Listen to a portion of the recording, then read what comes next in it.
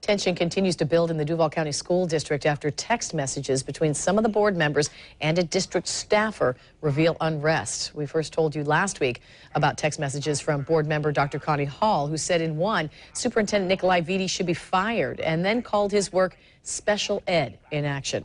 Well, today, for the first time since those comments were revealed, all 7 board members and the superintendent gathered for a routine meeting. Channel 4's Vic Michelucci was there. Vic, did Dr. Hall say anything today? Well, Dr. Hall spoke about the regular business during this routine meeting, but she would not talk about the text messages that have brought up so much controversy. In fact, I tried to get her side of the story twice, but both times she did not answer my questions. You can see in these numbers here that today's meeting was about school boundaries and possible program changes. But for some, it was overshadowed by tension. Because she should know what I told you that. She should be aware. Maybe she's too overwhelmed. Jacksonville resident Sheila Andrews is talking about text messages from school board member Dr. Connie Hall. One in specific really offended her. Records show Dr. Hall texted the district's auditor special ed in action when she was referring to Superintendent Nikolai Vitti and his work. Vitti says that's one example of the hostile work environment that surrounds him. He's considering legal action.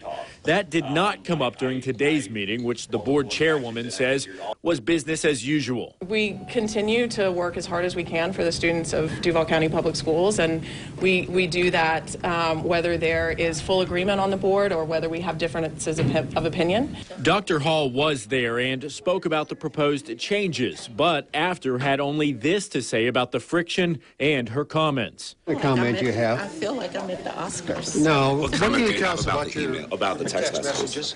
Yesterday, board member Jason Fisher called for Dr. Hall's resignation. You still think that Dr. Hall should resign?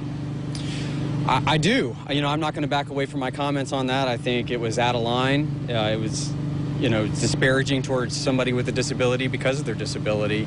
Again, I have family members with disabilities, constituents with disabilities. I care very much about those individuals, and I just can't imagine one of my colleagues making those comments.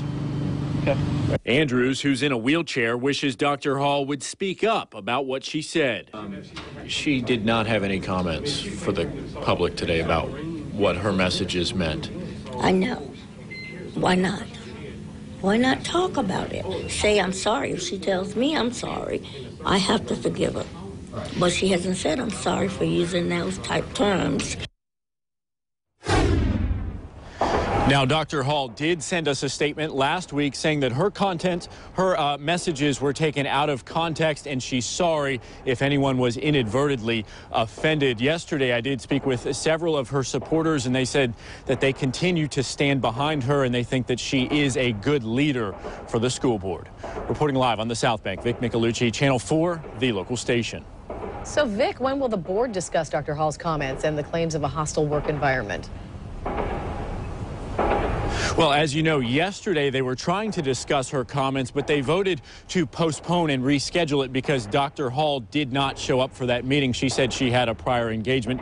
So we're thinking it's probably going to be sometime next week. We're hearing maybe the 23rd of the month, but we're still waiting for an official time and date. But of course, that will be a public meeting, and there may be some fireworks there. All right, Vic Michelucci reporting to us live. Thank you, Vic.